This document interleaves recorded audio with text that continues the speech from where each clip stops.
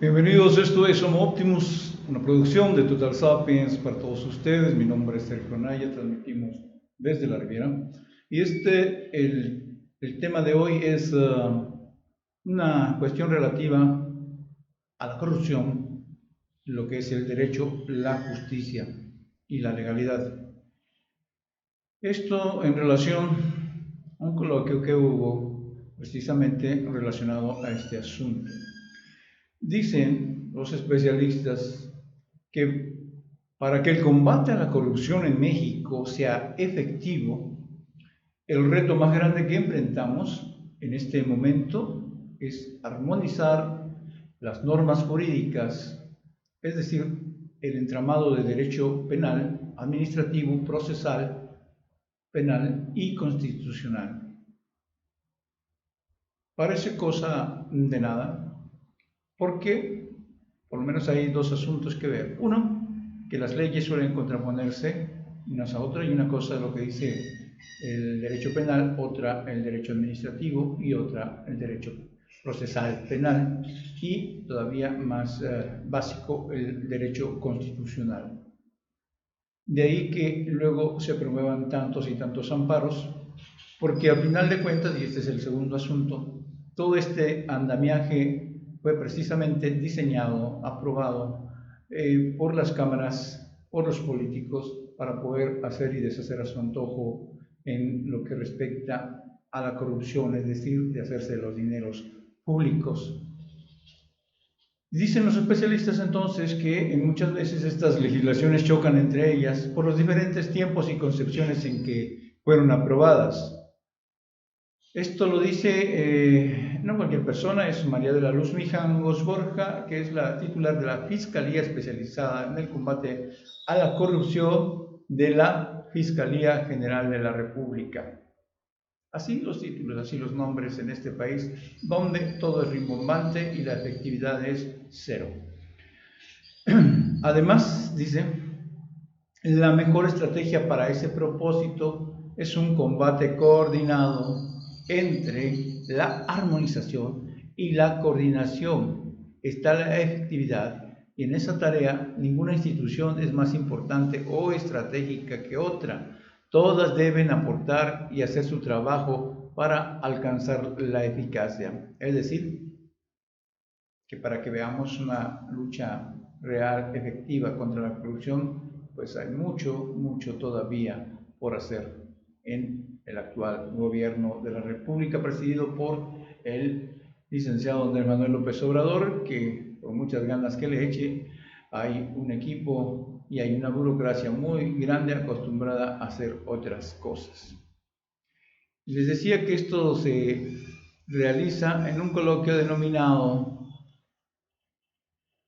Existe el delito de corrupción organizado por el Instituto de Investigaciones Jurídicas. Imagínense, si el planteamiento inicial es si existe o no la corrupción, pues ¿qué les digo? Está difícil, ¿no? El hecho es que sí existe, que sí está tipificado en diversas leyes y que, pues, la cuestión es que la actual administración decidió no aplicarlo hacia sus antecesores, hacia las administraciones previas que todo el mundo y él, más que nadie, sabe que fueron totalmente corruptas. Sin embargo, dijo, bueno, vamos a hacer que a partir de esta administración, es decir, a partir del 1 de diciembre de 2018 hasta que concluya, no se dé más este proceso de corrupción que está afectando a todo el país, a todas las familias mexicanas, ¿sí? Inclusive a las que creen que no nos toca nada, ni la violencia, ni la pobreza, ni el hambre, ni la corrupción, pero que están sujetos a que en cualquier momento la violencia les llegue hasta sus casas. Dicen ellos, los especialistas, bueno, en particular Mijangos, que hay dos grandes tipos de corrupción. Una que se llama la pequeña o ordinaria, en la que se inmiscuyen diversos niveles, pero que básicamente corresponde al título individual, a ciertos programas, a ciertas contrataciones, y la gran corrupción, la denominada así por sus dimensiones, que son las áreas estratégicas, como la que se da, por ejemplo, en el sector energético, como la que se da, por ejemplo, en el sector salud, como la que se da, por ejemplo, en el sector educativo, como la que se da, por ejemplo, en lugares como el CONACYT, etc. Es decir, no es lo mismo que un funcionario tal o cual realice un acto jurídico inapropiado relativo a la corrupción, a que las instituciones como tal o perdón, el marco jurídico en general se adapte a estas tareas de sustraer los recursos públicos de manera ilegal. Esta gran corrupción es de lo más grave, es lo que tiene al país contra el suelo, imposibilitado para realizar una lucha efectiva contra la delincuencia, contra la impunidad en este país, es decir, impide el desarrollo, una distribución más justa y equitativa de la riqueza que todos los mexicanos generamos, ¿sí? Incluso los corruptos. Y en fin, el asunto es que eso es lo que hay que combatir. Mijangos considera que el primer tipo se enfrenta con penas administrativas sólidas y en el futuro con prevención basada en la ética del servicio público y los ciudadanos. Es decir, es el enfoque que trae el López Obrador, pero ese solamente acaba con el primer tipo de corrupción, la pequeña, la considerada menor. La gran corrupción no se puede atacar de esa manera. La pequeña corrupción, decíamos, también se puede combatir con la detección y corrección de la zona de riesgo, como son las contrataciones, las compras o servicios. De ese modo puede ser combatido. Es lo que se está haciendo actualmente. Pero la gran corrupción se tiene que atacar con investigaciones multidisciplinarias, consistentes y altamente tecnificadas, que den lugar a sanciones penales, o sea, a la judicialización con éxito de los casos y a la extinción de dominio sobre los bienes que tienen un origen o un destino ilícito. Esto es lo que dice la funcionaria, que es la titular del combate a la corrupción en México, que depende a su vez de la Fiscalía General de la República de Alejandro Gertz Manero. Actualmente, dice Mijangos, la lucha contra la corrupción está inmersa en viejas estructuras. Pongan atención porque esto es clave para el país. Las viejas estructuras están ahí, nos están diciendo una y otra vez, y los mexicanos no lo entendemos. Hay que derribar esas estructuras. Decían algún autor alemán, Hermann Hesse, que para nacer hay que romper un mundo. Y tenemos que romper esas viejas estructuras si realmente queremos avanzar, no solo en la lucha contra la corrupción, sino contra la impunidad, contra la violencia, para poder tener un desarrollo más fuerte, más grande, que beneficie a todos los mexicanos y no solamente a un grupo como ha sido hasta ahora, o por lo menos en los últimos 30 años. Dice Mijangos que necesitamos una visión integral que ponga ese combate en una nueva estructura, un nuevo marco jurídico que esté acorde con los tiempos que vivimos, que es la globalización y la tecnificación. Y usted ha visto que ni la Suprema Corte de Justicia no quiere cambiar esto, que el Instituto Electoral no quiere cambiar, que el Tribunal Electoral del Poder de la Federación también se niega a estos cambios jurídicos. Y entonces, en ese sentido, no podemos avanzar. Hay una reacción muy grande por parte de las instituciones, de las viejas estructuras, que pretenden que todo siga igual. Y eso es lo que se tiene que combatir y es un problema realmente muy fuerte, muy serio, y que no nos lo estamos tomando como debe ser para poder hacer los cambios necesarios en este país. Por otra parte, dice Pedro Salazar Ugarte, otro de los ponentes en el coloquio, que preocupa e indigna. Y sí, preocupa e indigna, pero eso no nos lleva a ningún lado. Pedro Salazar Ugarte dice que la corrupción se ha convertido en una cuestión de enorme preocupación, de profunda indignación y de genuina molestia por parte de la población mexicana. Y sí, como señala el columnista Julio Hernández en la columna Astillero, estamos no solamente indignados, estamos encabronados los mexicanos.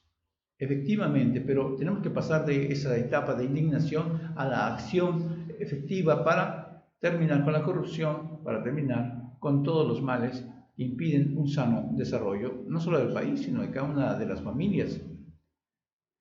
Dice Salazar Ugarte que este fenómeno no puede entenderse si no vemos su dimensión sociológica, económica o internacional. Y ciertamente es un elemento que casi no se ve en la cuestión internacional. La corrupción no es solo en México, la corrupción no solamente viene de los actores nacionales, sino como ya lo vimos con Odebrecht o con las constructoras españolas o con los bancos españoles, la corrupción, o con los hoteleros españoles. También la corrupción viene desde afuera, no solo desde adentro. Y entonces, junto a esta dimensión sociológica y económica, dicen, tenemos que ver lo que es la cuestión del derecho. Las perspectivas que tienen que ver con cuestiones sociológicas y antropológicas son vitales. Dice Salazar Ugarte, sin miradores interdisciplinarios difícilmente daremos cuenta de la complejidad del asunto de la corrupción en México. Yo quiero recordarles que el caso Emilio Lozoya Austin, en este caso, el abogado defensor, por ejemplo, que es el señor Javier Coello Trejo, es al mismo tiempo el apoderado legal de Alejandro Gertz Manero, que es el fiscal general de la República Mexicana. Así estamos en este país. Así el nivel. Y por último, quisiera dejarles 3 botones y hasta 4 de muestra de lo que es la corrupción. Por ejemplo, el Consejo Nacional de Humanidades, Ciencias y Tecnología se han utilizado, malgastado o simplemente dispendiado 30,000 millones de pesos por lo menos. Ese es el primer caso. Segundo caso, ustedes recuerdan, el huachicoleo representaba el huachicoleo de combustibles, porque ahora ya hay huachicoleo de todo. Bueno, el de combustibles significaba pérdidas por más de 70,000 millones de pesos.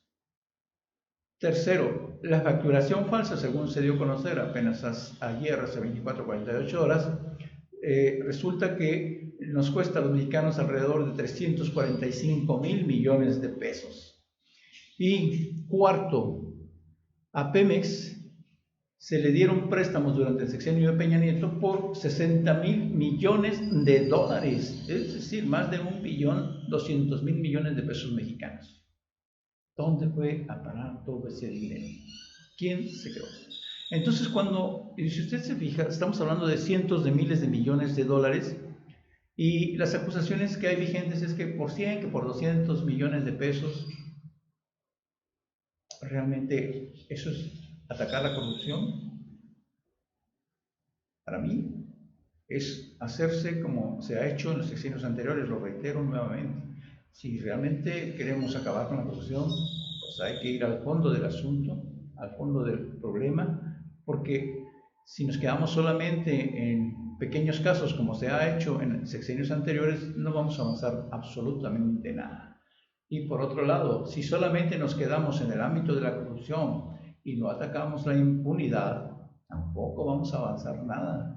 Y si además de no atacar la corrupción ni la impunidad, nos quedamos sin disminuir la violencia, entonces todo va a seguir exactamente igual como venía estado sucediendo en México en los últimos 30 años.